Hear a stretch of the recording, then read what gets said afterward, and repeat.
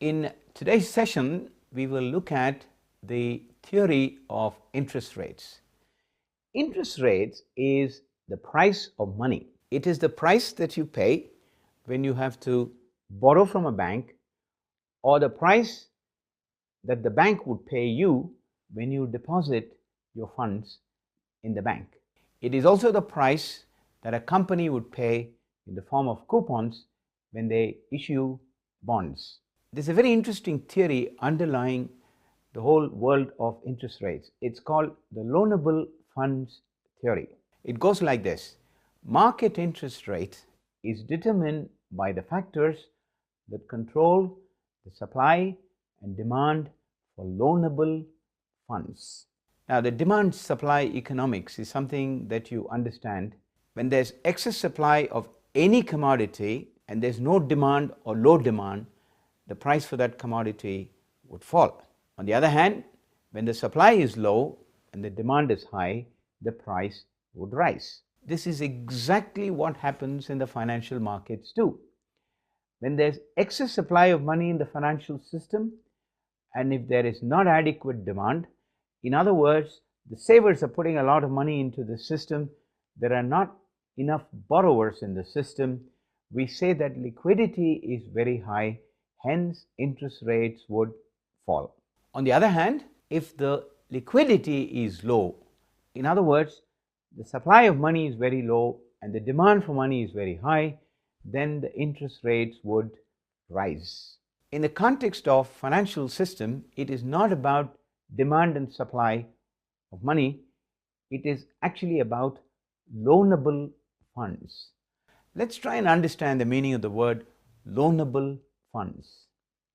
Say, if a bank takes 100 currency units from you, not all of those 100 currency units are available to the bank to lend to somebody.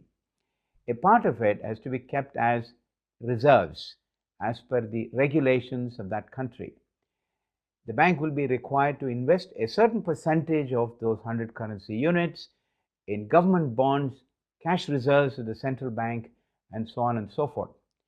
The remaining amount that is available to the bank to lend is called loanable funds. Where does the demand for loanable funds come from? The first is household demand for loanable funds. You and I take home mortgages, loans to buy automobiles, and so on and so forth. These contribute to the household demand for loanable funds. In the same way, businesses also have a huge demand for loanable funds. Every time they need to make an investment in plant and machinery, they need to borrow, either from a bank or by issuing bonds. Hence the demand for loanable funds. When interest rates are high, fair to expect that demand for loanable funds by households and businesses will fall. Conversely, when interest rates are low, demand for loanable funds would rise.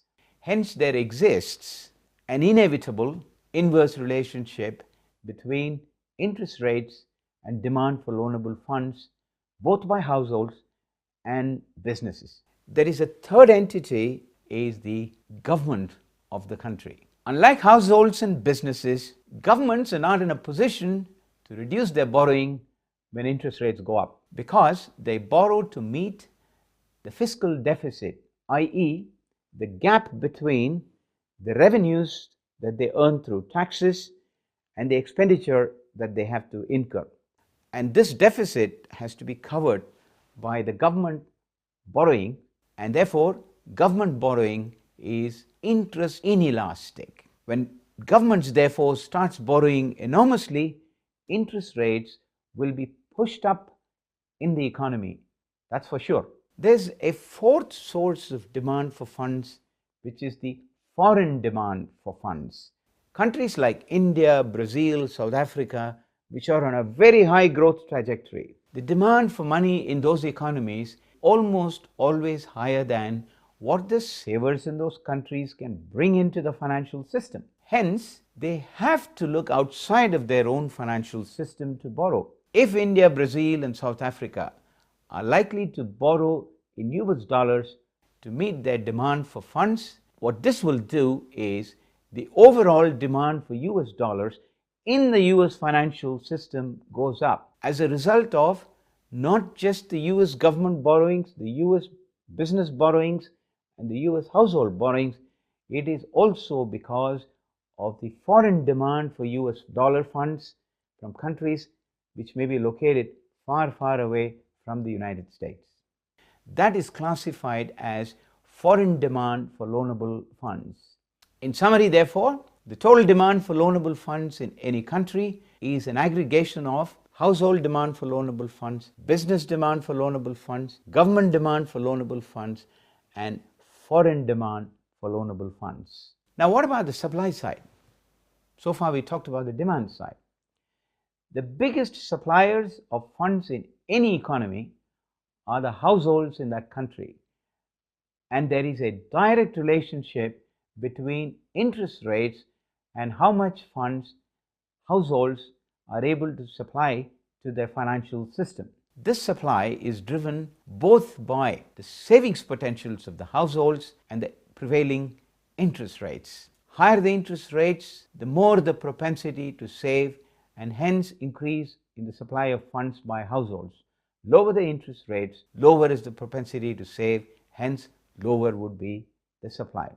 Do remember, supply of loanable funds can also be augmented by cross-border flow of funds. Now, in equilibrium, the demand for loanable funds must be equal to the supply of loanable funds, and in that equilibrium state, the price of money is known as the equilibrium interest rates. Interestingly, and may I say unfortunately, as in the case of product markets, where we saw in an earlier video that the demand and supply mandate the price of products, in financial markets and in the financial system, it is not so straightforward. Not merely demand and supply of funds, there are several other what I call exogenous factors, factors outside of the system that impact the demand and supply of money and therefore the price of money.